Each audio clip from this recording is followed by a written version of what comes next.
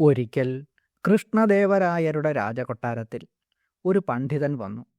രാജാവിനെ അദ്ദേഹം നന്നായി പുകഴ്ത്തി സംസാരിച്ചു. അങ്ങ് ദൈവത്തേക്കാൾ ശക്തനാണ്.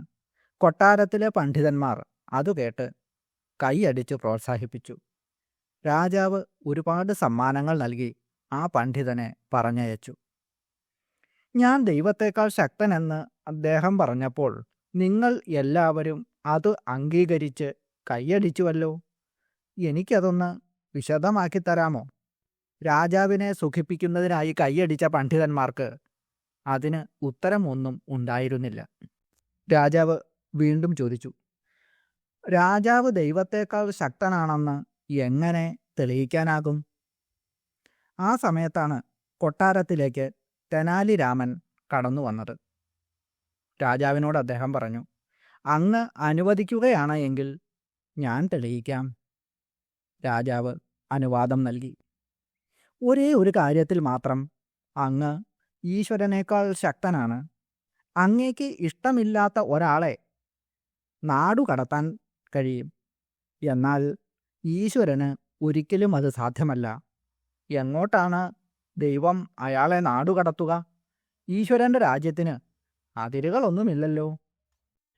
പ്രണവപ്രകാശത്തിൻ്റെ പുതിയ ഒരു അധ്യായത്തിലേക്ക് എല്ലാവർക്കും സ്വാഗതം. ഹ്രീംകാരാഗമമസ്തകം ഹൃദി കദാഭായാദ്വപുസ്തേ പരം ഹ്രീംകാരാബ്ധിസുധാമയം ഹൃതജപാശോണം ഹിതപ്രാപകം ഹ്രീംകാരാദ്രിഗുഹാഹരീന്ദ്രശിശുകം ഹ്രീംകാരകന്ദാങ്കുരം ഹ്രീംകാരാംബുജസൗരഭം ഹൃതജഗജ്ജാലം ജഗന്നായികേ. ഹ്രീംകാരാഗമമസ്തകം, ഹ്രീംകാരമാകുന്ന വേദങ്ങളുടെ ശിരോഭാഗമായ ഉപനിഷത്ത്. ഇവിടെ വേദങ്ങളുടെ ശിരസ്സായിട്ട് ഉപനിഷത്തിനെ രൂപണം ചെയ്തിരിക്കുന്നു. ഉപനിഷത്തുകൾ വേദങ്ങളുടെ ശിരസ്സാണ്. ആ രൂപത്തിലുള്ള അമ്മ. ഹൃദി കഥാഭായാത് വപുസ്തേ പരം. എൻ്റെ അമ്മേ, അവിടുത്തെ ആ ദിവ്യമായ സുന്ദരരൂപം എൻ്റെ ഉള്ളിൽ എപ്പോഴാണൊന്ന് തെളിയുന്നത്? ഹ്രീംകാരാബ്ധി സുധാമയം. ഹ്രീംകാരമാകുന്ന സമുദ്രത്തിൽ നിന്നും ഉദ്ഭവിച്ച അമൃതിന് തുല്യമായിട്ടുള്ള എൻ്റെ അമ്മ. ഹൃതജപാശോണം. ചെമ്പരത്തിപ്പൂവിൻ്റെ ചുവപ്പിനെ പോലും വെല്ലുന്ന കാന്തിയോടുകൂടിയ ദേവി. ഹിതപ്രാപകം. ഭക്തർക്ക് എപ്പോഴും നന്മയും മോക്ഷവും പ്രദാനം ചെയ്യുന്ന അമ്മ. ഹ്രീംകാരാദ്രി ഗുഹാഹരീന്ദ്ര ശിശുകം. ഹ്രീംകാരമാകുന്ന പർവ്വതത്തിലെ ഗുഹയിൽ വസിക്കുന്ന സിംഹക്കുട്ടിക്ക്, അതായത് ശക്തിക്ക് തുല്യമായിട്ടുള്ള ആ ദേവി. ഹ്രീംകാരമന്ത്രത്തിൻ്റെ ശക്തി ചൈതന്യമായി വിളങ്ങുന്ന അമ്മ. ഹ്രീംകാരകന്ദാങ്കുരം. ഹ്രീംകാരമാകുന്ന കിഴങ്ങിൽ നിന്നും മുളച്ചു വന്ന മുള. സൃഷ്ടിയുടെ ഉറവിടം അമ്മയാണ് എന്ന് ഇവിടെ പറഞ്ഞിരിക്കുന്നു. ഹ്രീംകാരാംബുജ സൗരഭം. ഹ്രീംകാരമാകുന്ന താമരപ്പൂവിൻ്റെ സുഗന്ധമായിട്ടുള്ള അമ്മ. ഹൃതജഗജ്ജാലം. പ്രപഞ്ചമാകുന്ന മായാജാലത്തെ ഇല്ലാതാക്കുന്ന ദേവി. സംഹാരമാണ് ഇവിടെ ഉദ്ദേശിക്കുന്നത്. അതായത് പ്രപഞ്ചത്തെ തന്നിലേക്ക് പിൻവലിക്കുന്നവൾ, പിൻവലിക്കുന്ന ദേവി. സകല ചരാചരങ്ങളുടെയും നാഥയായ എൻ്റെ അമ്മേ ദേവി, ഹ്രീംകാരമാകുന്ന മന്ത്രത്തിൻ്റെ ചൈതന്യമായി ഭക്തരുടെ ഉള്ളിലെ അജ്ഞാനമാകുന്ന ഇരുട്ടിനെ അകറ്റി പരമമായ ആനന്ദം നൽകുന്ന പ്രകാശമായി എൻ്റെ മനസ്സിൽ വിളങ്ങണമേ. അല്ലയോ ജഗന്നായികേ, അവിടുത്തെ പരമമായ ആ തിരുരൂപം എൻ്റെ ഹൃദയത്തിൽ തെളിഞ്ഞു വിളങ്ങട്ടെ.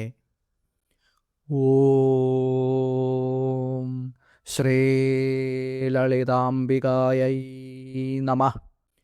ഓം ലക്ഷ്മി ദേവിയുടെ അനുഗ്രഹം കിട്ടാൻ ആരാണ് ആഗ്രഹിക്കാത്തത്?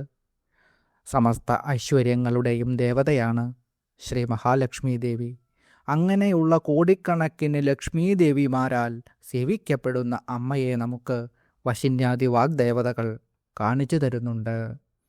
കടാക്ഷകിങ്കരീ ഭൂതകമലാകോടി സേവിത, കടാക്ഷം കൊണ്ട് കിങ്കരികളായിത്തീർന്ന കമലാകോടികളാൽ സേവിക്കപ്പെടുന്ന അമ്മ എന്നാണ് ലളിതാ സഹസ്രനാമത്തിലെ 590 ഈ മന്ത്രത്തിൻ്റെ അർത്ഥം. ശ്രീ മഹാലളിതാ ത്രിപുര സുന്ദരി ദേവിയുടെ കടക്കണ്ണുകൊണ്ടുള്ള ഒരൊറ്റ നോട്ടം കൊണ്ട് തന്നെ കോടിക്കണക്കിന് ലക്ഷ്മീ ദേവിമാർ അമ്മേ അവിടുത്തെ പാദസേവകരായിത്തീരുന്നു. കടാക്ഷത്തിന് കിങ്കരീഭൂതകളായി ദാസീഭൂതകളായിരിക്കുന്ന കമലകളുടെ ലക്ഷ്മീദേവിമാരുടെ കോടികളാൽ സേവിത ഏതൊരു ഭക്തനിലാണോ അമ്മയുടെ ദിവ്യമായ ആ കടാക്ഷം അല്പമെങ്കിലും ഉണ്ടാകുന്നത്, ആ വ്യക്തിയെ അനേകം ലക്ഷ്മീദേവിമാർ വരിക്കുന്നു എന്നാണ് അർത്ഥം. അമ്മയുടെ കടാക്ഷം കിട്ടിയ ഒരാൾക്ക് ലക്ഷ്മീദേവി ഐശ്വര്യം നൽകുന്നു. അമ്മയെ ആരാധിക്കുന്ന ഭക്തർക്ക് ലക്ഷ്മീദേവി എന്ത്, എപ്പോൾ, എങ്ങനെ വേണം എന്ന് മനസ്സിലാക്കിക്കൊണ്ട് അവയെല്ലാം നൽകുന്നു. അതായത് അമ്മയെ ആരാധിക്കുന്നവർക്ക് ലക്ഷ്മി ദേവിയെ പ്രത്യേകമായിട്ട് ഉപാസിക്കേണ്ട ആവശ്യമില്ല എന്ന് മനസ്സിലാക്കണം. അമ്മയുടെ ഒരു നോട്ടം കിട്ടിയാൽ വേണ്ടതെല്ലാം കിട്ടും. ഐശ്വര്യം അമ്മയുടെ ഭക്തർക്ക് അവർ ആവശ്യപ്പെടാതെ തന്നെ കിട്ടുകയാണ് ചെയ്യുന്നത്. ഓം കടാക്ഷകിങ്കരീഭൂതകമലാകോടിസേവിതായൈ നമഃ. ഓം ഓം ഹ്രീം കടാക്ഷകിങ്കരീഭൂതകമലാകോടിസേവിതായൈ നമഃ. അക്ഷമ, ദേഷ്യം, വിരോധം എന്നിങ്ങനെയുള്ള ദുർഗുണങ്ങൾ മാറിക്കിട്ടുന്നതിന് ഏറ്റവും ഉത്തമമായ ഒരു മന്ത്രമാണിത്. എല്ലാ ഐശ്വര്യങ്ങളും അതിവേഗം നൽകുന്ന ഈ മന്ത്രം എന്നും രാവിലെ ജപിക്കുന്നത് ഉത്തമമാണ്. എത്ര കഠിനമായ ദാരിദ്ര്യത്തെയും ഉന്മൂലനം ചെയ്യുന്ന ഒരു മന്ത്രമാണിത്. ഉദിച്ചുയരുന്ന സൂര്യദേവനിൽ ശ്രീ മഹാലക്ഷ്മി ദേവിയെ ധ്യാനിച്ചുകൊണ്ട് ഈ മന്ത്രം ജപിക്കാം. ആത്മാർത്ഥമായ ഭക്തിയോടുകൂടി ഏതെങ്കിലും ഒരു തിങ്കളാഴ്ച ദിവസമോ വ്യാഴാഴ്ച ദിവസമോ പക്കപ്പുറന്നാളിനോ ഈ മന്ത്രം 7 പ്രാവശ്യത്തിൽ കുറയാതെ ഇങ്ങനെ ജപിച്ചാൽ ഫലം ഉറപ്പാണ്. മാസത്തിൽ ഒരിക്കലെങ്കിലും ഇങ്ങനെ ചെയ്യുന്നവർക്ക് ദാരിദ്ര്യമുണ്ടാവുകയേയില്ല. സഹായത്തിനാരുമില്ല എന്ന് തോന്നുന്ന അവസ്ഥയിൽ ഈ മന്ത്രം ജപിച്ചുകൊണ്ട് അമ്മയെ വിളിക്കുക. തീർച്ചയായും അമ്മ ഓടിയെത്തുക തന്നെ ചെയ്യും. ശിരസ്ഥിത അമ്മയുടെ അടുത്ത നാമമന്ത്രമാണ് ഇത്. ശിരസിൽ സ്ഥിതി ചെയ്യുന്ന ദേവി എന്നാണ് ശിരസ്ഥിത എന്ന ഈ മന്ത്രത്തിൻ്റെ അർത്ഥം. സഹസ്രാരേ പത്മേ സഹരഹസ്യ പത്യാ വിഹരസേ എന്ന് ഭഗവാൻ ശങ്കരാചാര്യസ്വാമികൾ സൗന്ദര്യലഹരിയിലൂടെ അരുളി ചെയ്യുന്നു. 1000 ഇതളുകൾ ഉള്ള താമരയിൽ വിജനമായ പ്രദേശത്ത് തൻ്റെ ഭർത്താവിനോടൊപ്പം അവിടുന്ന് വിഹരിക്കുന്നു. ശരീരത്തെ ശ്രീചക്രമായി കണക്കാക്കുമ്പോൾ ബ്രഹ്മരന്ധ്രത്തിലുള്ള സഹസ്രാരചക്രം ബിന്ദുസ്ഥാനമാണ്.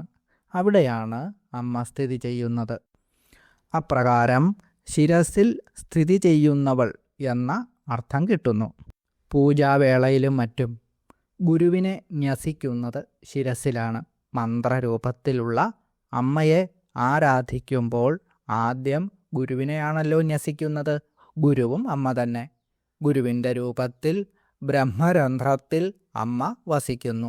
അപ്രകാരം ഗുരുവിൻ്റെ രൂപത്തിൽ ശിരസിൽ അമ്മയ്ക്ക് സ്ഥാനം ഉള്ളതുകൊണ്ടും അമ്മ ശിരസ്ഥിതയാണ്.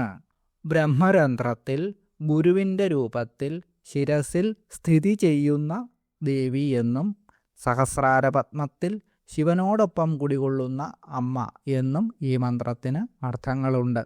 ഓം ശിരസ്ഥിതായൈ നമഃ. ഓം ഓം ഹ്രീം ശിരസ്ഥിതായൈ നമഃ. സർപ്പദോഷം മാറുന്നതിന് ആയില്യം നക്ഷത്രത്തിൽ രാവിലെ ഈ മന്ത്രം സ്ഥിരമായി ജപിക്കുക. കുണ്ഡലിനി രൂപത്തിൽ മൂലാധാരത്തിൽ 3.5 ചുറ്റായി സ്ഥിതി ചെയ്യുന്ന അമ്മയുടെ ആ ചൈതന്യം ആധാരങ്ങൾ 6 കടന്ന് ശിരസിൽ എത്തിച്ചേർന്ന് പരമമായ ആനന്ദം പ്രദാനം ചെയ്യുന്നതുകൊണ്ടാണ് ഈ മന്ത്രം സർപ്പദോഷത്തിന് പരിഹാരമാകുന്നത്. ബുധൻ, വ്യാഴം, ഞായർ, തിങ്കൾ, വെളുത്തവാവ്, കറുത്തവാവ്, പഞ്ചമി, ആയില്യം എന്നീ ദിവസങ്ങളിലാണ് സർപ്പശാപവും സർപ്പദോഷങ്ങളും മാറുവാനായിട്ട് ഈ മന്ത്രം ജപിക്കേണ്ടത്. 1000 ഇതളുകൾ ഉള്ള താമരയിൽ സർപ്പഭൂഷണനായ ശിവനും പാർവതിയും ഇരിക്കുന്ന രീതിയിൽ അമ്മയെ ധ്യാനിച്ചുകൊണ്ട് വേണം ഈ മന്ത്രം ജപിക്കാൻ. പ്രപഞ്ചത്തിൻ്റെ മാതാപിതാക്കളായ പാർവതി പരമേശ്വരന്മാർ എല്ലാവരെയും അനുഗ്രഹിക്കട്ടെ എന്ന് പ്രാർത്ഥിച്ചുകൊണ്ട് ആ മഹാശക്തിയുടെ തൃപ്പാദപത്മങ്ങളിൽ ശതകോടി പ്രണാമങ്ങൾ അർപ്പിച്ചുകൊണ്ട് നിർത്തുന്നു. നന്ദി, നമസ്കാരം.